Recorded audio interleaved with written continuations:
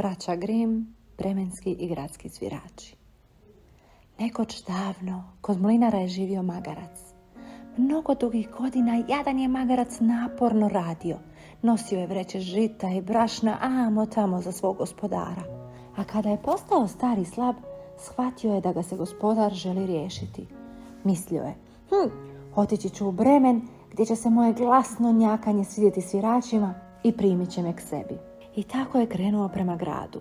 Usput je sreo ostarjelog psa koji je također pobjegao od svog gospodara koji ga je želio napustiti. Magarac mu je predložio, hej, imaš odličan glas, dobro pjevaš, dođi u Bremen sa mnom pjevati i veseliti se. I pas prihvati.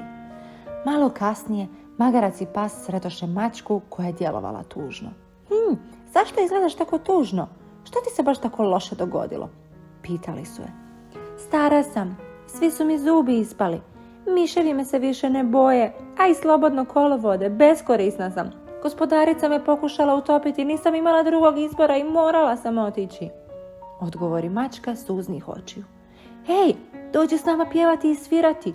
Počet ćemo potpuno nov život već danas, rekoše magarac i pas. Tako im se i mačka pridružila. Malo dalje uoče Pijetla kako stoji na grani i pjeva tužnu pjesmu najglasnije što može. Zašto si tako tužan? Pitaju ga 3 životinje. Iznevjerio me moj gospodar, htio me pojesti, kakav užas, rekao je. Idemo u Bremen da bismo tamo pjevali. Dođi s nama i život će ti biti odličan, ponudiše mu životinje. Tako se i Pijetao pridružio društvu. Nakon što su još malo hodali, smračilo se, a naši svirači bili su još daleko od Bremena. Došli su do neke kolibe i, popevši se jedan na drugoga, gledali su kroz prozor. Unutra se nalazila banda razbojnika koji su gostili za stolom. Hoćemo li im zasvirati? Možda će nam neko kao nagradu dati nešto za jelo, predložio je magarac. I tako su se životinje nagnule prema prozoru i sve zajedno zapjevali sve glasa. Kakva buka, kakav lom! Iznenađeni i prestrašeni, misleći da su to duhovi, razbojnici pobjegoše. I tako su životinje, koje su željeli postati svirači, sjele za stol i pojele svu tu finu hranu koju su razbojnici ostavili. Kada su se nasitili, ugasili su svjetlo i zaspali. Kada su razbojnici uočili da se u kući smračilo, zaključili su da su duhovi otišli. Vođa razbojnika naredio je jednome od svojih ljudi da uđe i pregleda kuću. Razbojnik je ušao kroz kuhinju. Vidjevši mačije oči kako sjaje u ognjištu u mraku, pomislio je da su žeravice. Odlučio je upaliti vatru da bi osvijetlio kuću.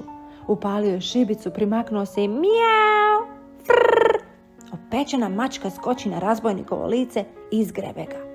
Sav u panici otrči do vrata i spotakne se preko psa koji je spavao. Probuđen, pas počne glasno lajati i ugrize ga za nogu. Razbojnik je odjurio u dvorište i zabio se u magarca koji ga je snažno odgurnuo. Kada je napokon uspio pobjeći, rekao je vođi: tamo se ne nalaze duhovi, tamo je dlakava vještica koja me izgrebala po licu, ubola me u nogu i udarila me kladom. Čuši to, razbojnici su zadrhtali od straha i jednoglasno odlučili da se više nikada neće vratiti u tu kuću. Sviračima se jako svidjelo u kući, a vidjevši da nitko ne dolazi, odlučili su tamo i ostati. Ljudi pričaju da tamo još žive, jedu i pjevaju svi zajedno. Snaga je u zajedništvu, veselju i prijateljstvu. Čiča miča, gotova je priča.